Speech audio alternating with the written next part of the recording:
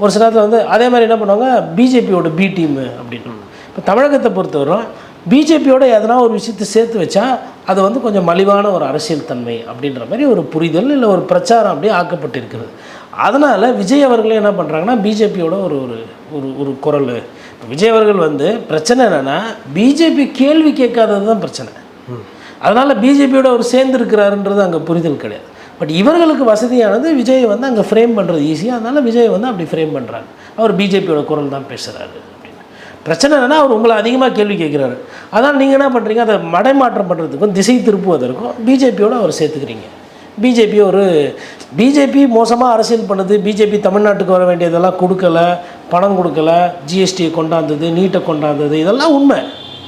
ஆனால் ஒருத்தர் வந்து திமுகவை அதிகமாக கேள்வி கேட்கறதுனால அவர் சங்கி ஆயிடுவார், அவர் பிஜேபியோட ஆதரவோடு இருக்குன்றது அது வந்து அது ஒரு பேய் கதை.